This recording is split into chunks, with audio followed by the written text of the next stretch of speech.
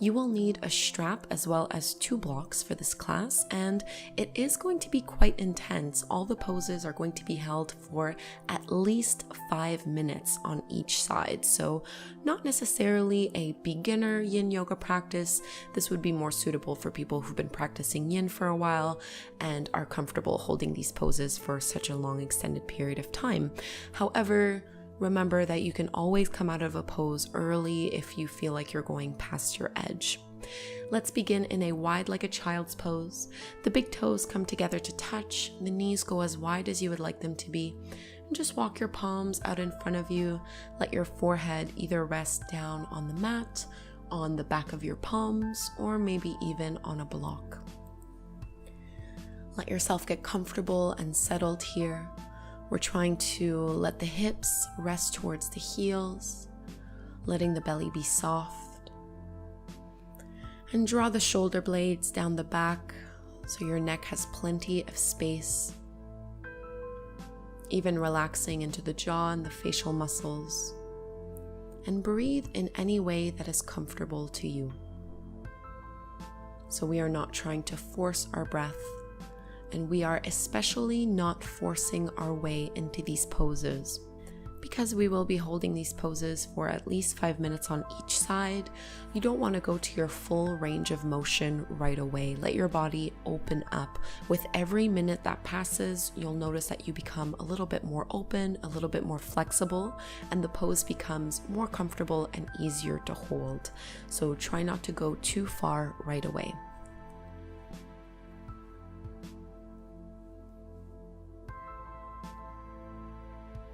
And this is an introspective, meditative practice. So if you notice your mind drifting, or if you become distracted, bring your awareness back to your breath.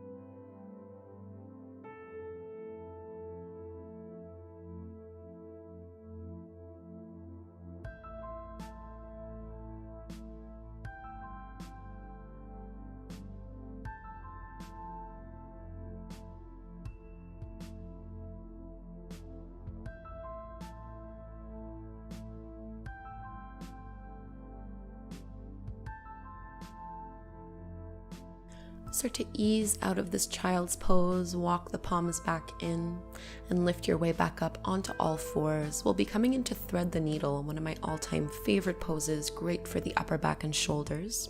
So you'll need to thread your right arm underneath you until your right shoulder and ear either lower directly to the floor or onto a block or even a blanket. You could keep your left hand pressing into the ground exactly as it is. What I usually like to do in this pose for a yin yoga practice is to extend the left arm up overhead so the left arm is nice and straight. Try to draw your left shoulder blade down the back. Remember, we're always elongating the neck, not compressing anything here. And your hips might have swayed from one side or the other. Try to keep them stacked directly over the top of your knees so that this is really just a twist that is originating from the mid to upper back and then deep into the shoulders. Let your head be heavy and the neck relaxed. Breathe into the rib cage. Feel your rib cage expand front to back and side to side with every breath that you take.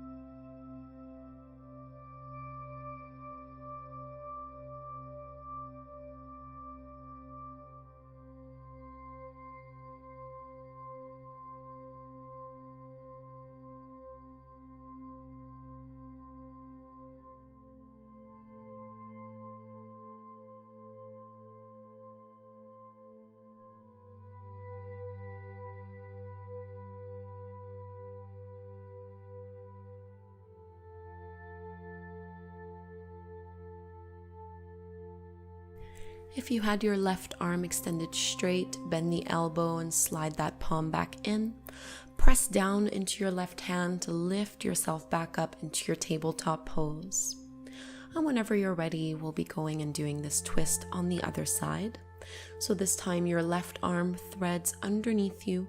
Gently place your left shoulder and your left ear on your mat or on a block or a pillow or a blanket. The right hand can stay as it is, or you can do what you did on the first side and maybe extend the right arm overhead so it stays straight, applying only a little bit of pressure in that right palm. Draw the shoulder down and away from the ear so both shoulder blades are really drawing down the back. Realign your hips directly over the top of your knees, lightly hugging the lower belly in and up to protect the low back. Take a moment here to get comfortable and settled. And again, send your breath into the upper back, into the heart space, shoulder blades, and into the rib cage. Feel the opening in the shoulders and the freedom that you're creating in your upper body.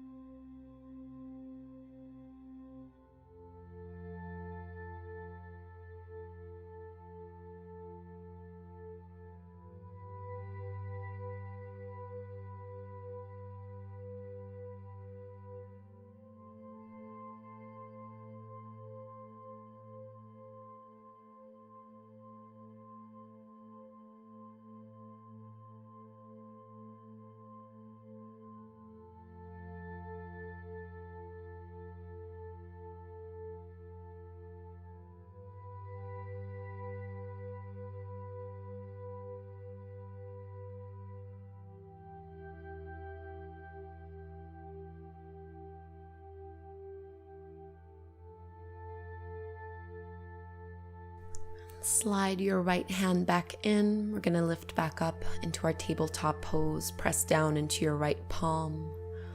And then both hands to the ground. Let's get deep into the hips. We're setting up for pigeon pose, or what is called swan pose in yin yoga. So you'll want to bring your right knee behind your right wrist and extend your left leg a little bit further back behind you. Take a moment to even out the pelvis here. So you don't want to be rolling onto one hip more than the other. You want your weight evenly distributed. So you might need to prop yourself up with a block underneath your right glute, or even a blanket or any prop that you might have at home. You can choose to stay up nice and high for pigeon pose or swan pose, or you can fold forward and again either prop yourself up with a block or two, or you can just stack your palms and let your forehead rest on the back of your hands. The longer you stay in this pose, the more you might notice that the arms and the upper back tend to tense up a little bit. You don't want to be struggling against the floor. So you want to relax your arms as much as possible.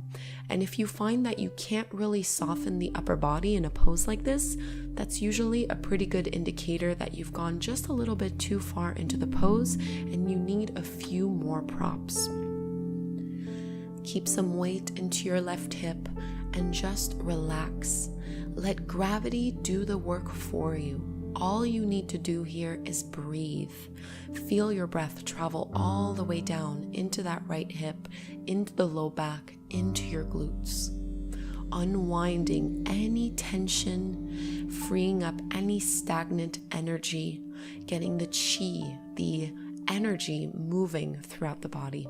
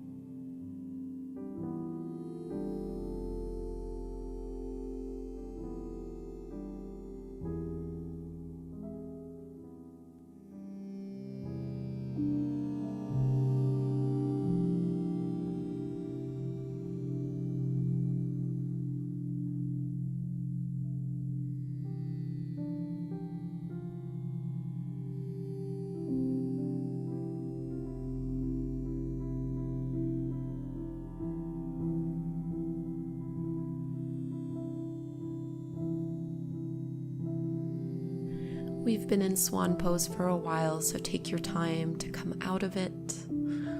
We'll just be going into swan on the other side, but it might feel good to extend the right leg back a little bit, or maybe do some hip circles, just whatever helps get the blood flowing again. And keep your props close by. Whenever you're ready, we'll go into swan on the other side. So this time it would be your left knee aligning behind your left wrist toward the top of the mat. The right leg stretches back behind you. Level out the weight in your pelvis so you're not completely rolling over onto your left leg. And then maybe stay up nice and tall, or you can prop yourself up with your blocks, or you can fold all the way down. And again, we're drawing the shoulder blades down the back. Think of lengthening out through the spine. So we're lifting out of our low backs, not rounding and contracting down, but elongating the spine with every pose that we do. Relax the neck and shoulders. Take a few breaths to get yourself settled and comfortable. There should be no pain, no pinching whatsoever. I like to tell students the poses should be sensational, but they should never ever be painful. Always find your edge. If you have a hard time breathing, you know you've gone a little bit too far.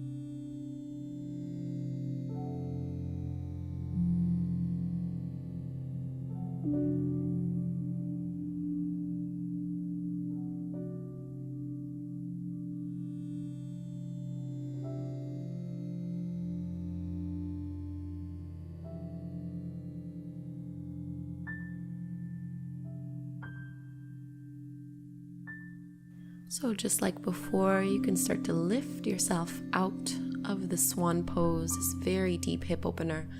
And you might want to extend your left leg back or take a few hip circles, whatever you did on that first side here that feels good. And we're going to switch things up a little bit. We'll be lying down on our backs. Grab a hold of your strap. We're going to take a reclining leg stretch sequence. So let yourself come all the way down, feet flat on the mat, knees are bent. And you're going to be wrapping the strap around the ball of your right foot, and then just extending that right leg straight up towards the ceiling. I like to hold pretty low down the strap so that my upper arms can stay grounded on the floor, but you can really hold wherever works for you. If you wanted to intensify the stretch, you can extend your left leg straight to the mat. So you are engaging the arms a little bit here, just pulling the leg a little bit closer towards the belly. But again, we're not trying to overexert ourselves. This is supposed to be a passive practice. So the muscles in the right leg should be relaxed. Lower body is not really working here. Just a little bit of engagement in the upper arms so that we can keep that leg stable. Notice if the ankle is no longer in line with the hip. Just try to stay in one long line and soften the neck and the head to the floor. Draw the shoulders down and away from the ears and keep some weight in your left hip. A little bit of a bend in your right knee is always a good idea.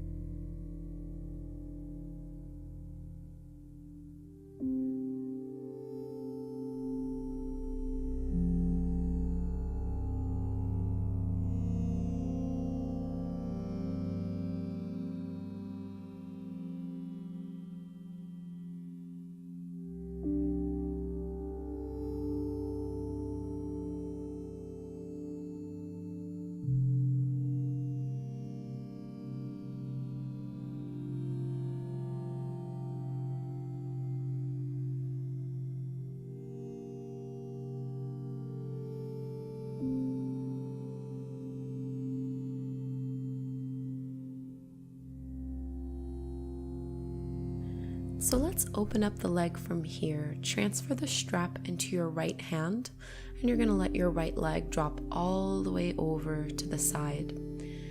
Now you can hold on to whatever is accessible, either keep your hand on the strap or you can grab a hold of the foot if that's a little bit easier. But try not to completely roll over to your right side.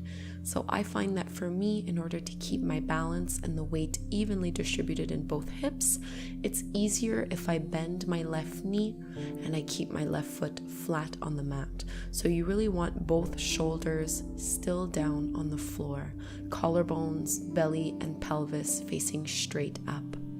And as much as you're trying to lower your right leg down towards the floor, you're also trying to get your toes a little bit closer towards your right ear. So finding that sweet spot right in the middle of those two areas. And again, using a little bit of arm strength, but as little as you possibly can.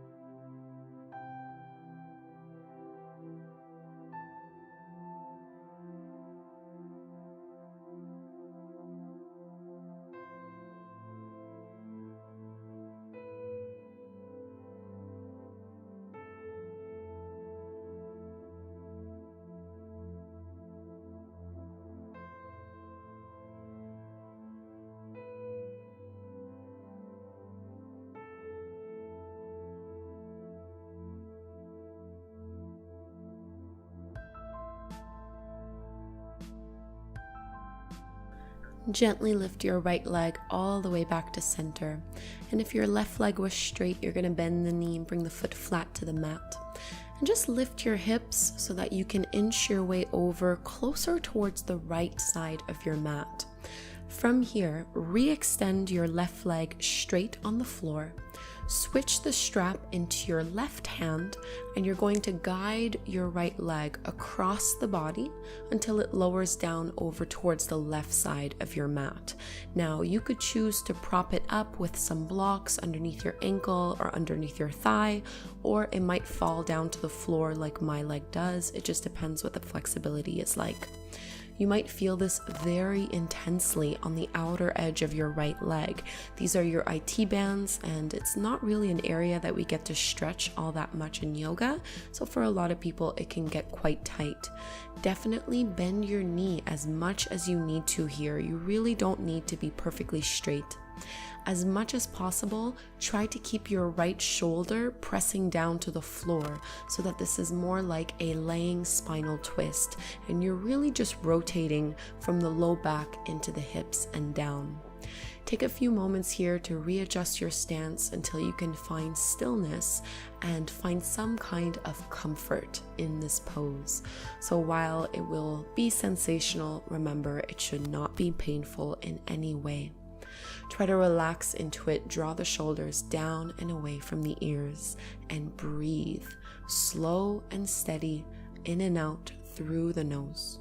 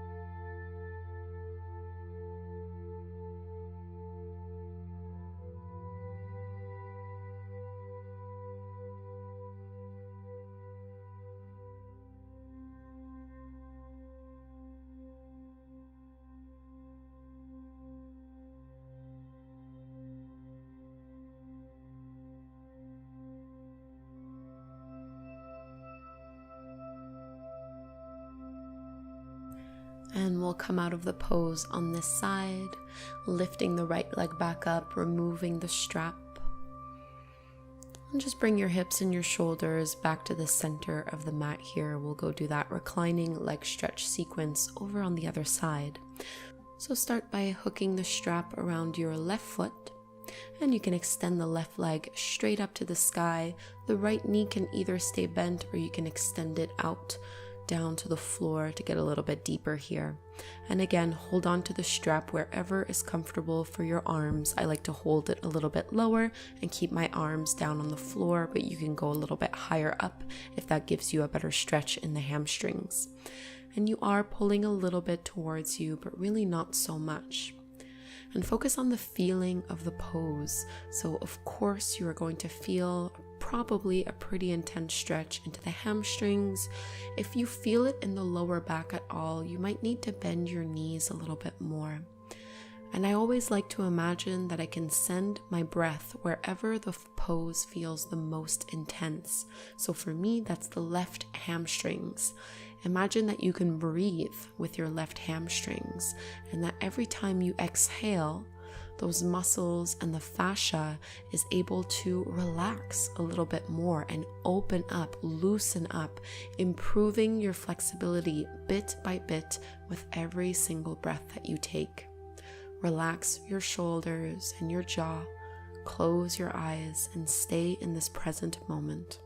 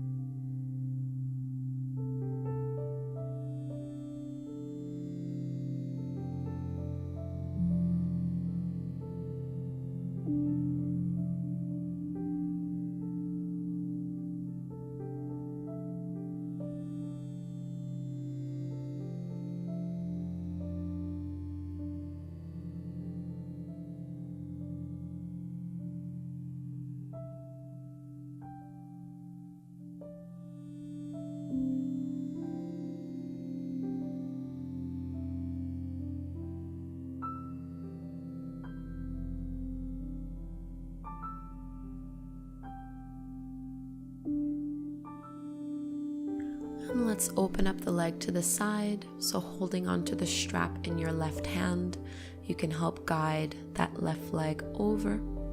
And again, you can prop it up if you'd like, or you can just leave it hanging like what I'm doing here. You can even choose to just hold on to the shin, the ankle, or the toes instead of the strap. And I find it easier when I bend the right knee and and keep the right foot flat to the mat. Maybe even place your right hand on your hip just to keep that hip grounded to the floor. It's going to want to lift up the longer you're in this pose, but really try to stay neutral in your spine, staying long and tall, but just relaxed on the floor beneath you.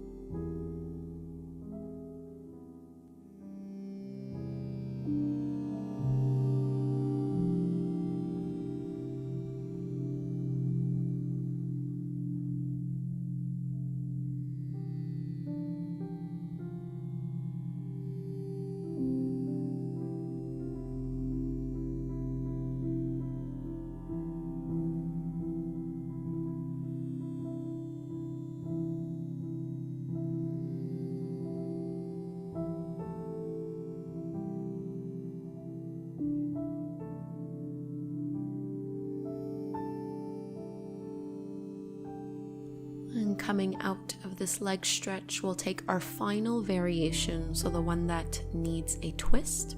So as you lift the left leg back up, you can move your hips and your chest over towards the left side of your mat. Re-extend your right leg straight to the floor and transfer the strap into your right hand. Let your left leg cross over the body as it drops down towards the right side of your mat, maybe on a block, maybe hovering, or directly down to the floor. And we want to keep our left shoulder blade down on the floor so that collarbones face straight up. You can reach your left arm out to the side if this helps that motion along. So we're trying to almost stack your left hip almost directly over the top of the right hip. Remember, bend your knee a little bit or a lot, whatever you need to do here to make the pose accessible. This is a pretty intense stretch for most people. Even for me, it's one of the hardest ones I find that we can do, but it's really beneficial and a great way to open up your hips, increase flexibility in your hamstrings, and also energize the body.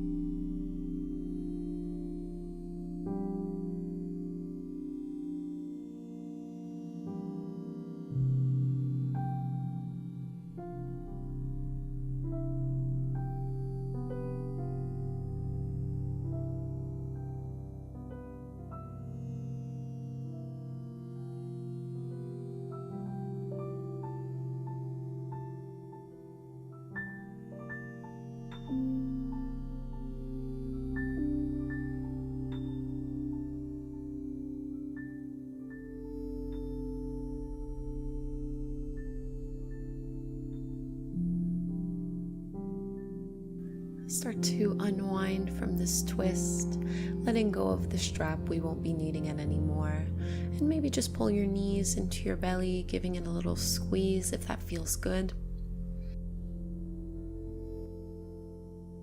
And then the feet can come back down to the ground. Grab a hold of one block and you're going to place that block underneath your hips. So taking supported bridge pose, getting into the hip flexors from here with the block underneath you.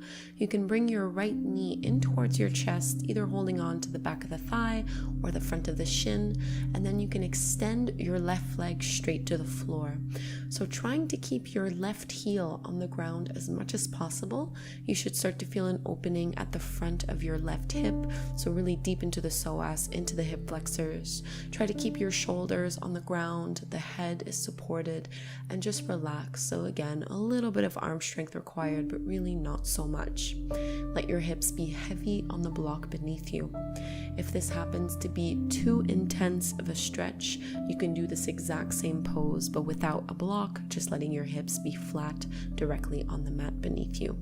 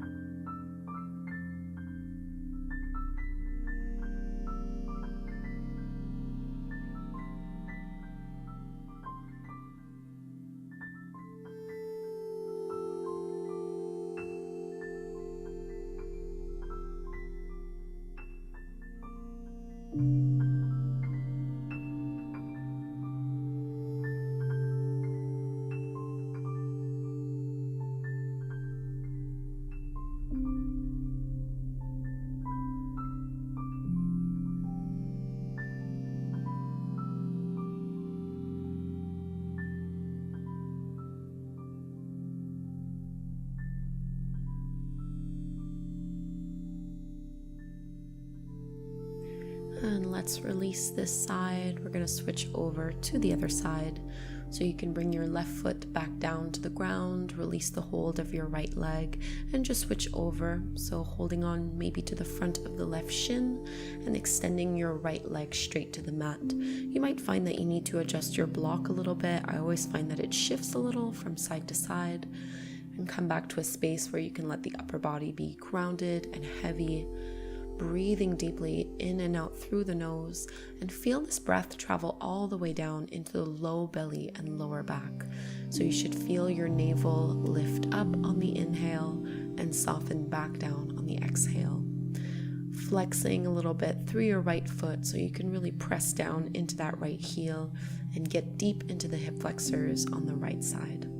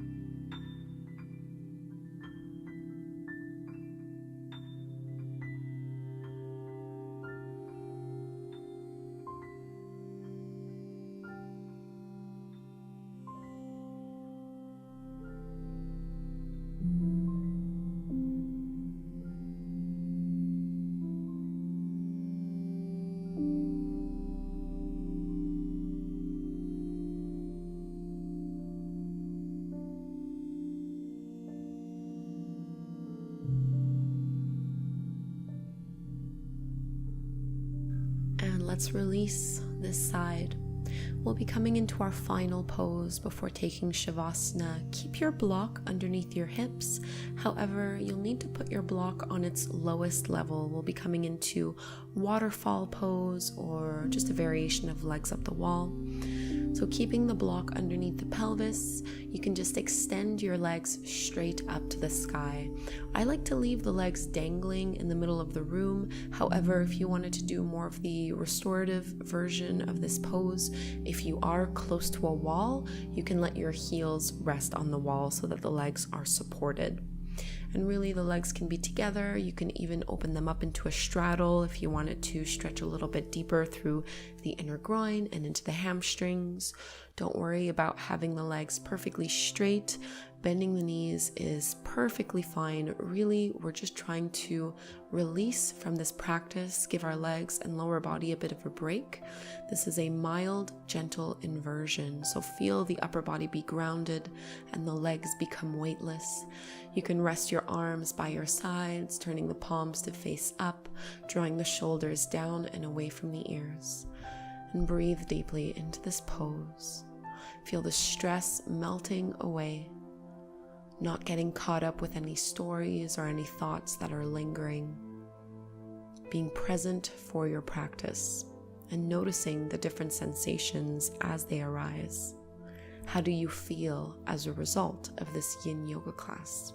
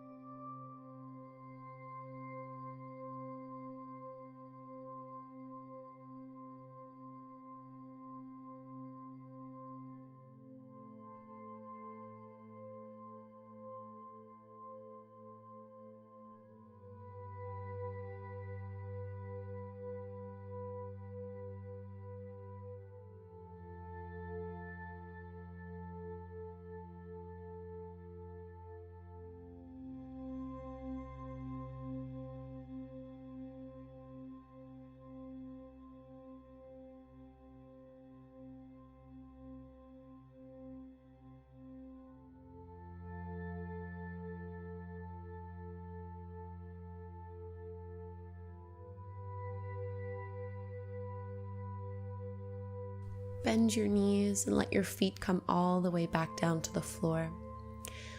Press into the feet to lift the hips and just move your block out of the way, set it off to the side. Before we go into Shavasana, our final resting pose, it might feel good to pull the knees into the belly and just rock a little bit side to side, massaging the lower back, doing any little final movements and adjustments that feel intuitive to you. So whatever you think your body needs right now in order to be able to relax fully in Shavasana, in corpse pose. And when you are ready, you can extend your legs out to the sides, take up some space with your arms, turn the palms to face up towards the sky, close the eyes. This relaxation pose is your opportunity to integrate all of the work that you've done on your mat. This is your opportunity to recognize and truly honor the changes that have occurred physically, mentally, and emotionally. What has changed and shifted as a result of this practice? No matter how challenging it may have been for you, is there something that you can be grateful for and proud of? A positive impact of this practice. And as you hold on to this feeling of gratitude, allow all other thoughts to melt away. Find your natural breath rhythm without trying to force it or change it.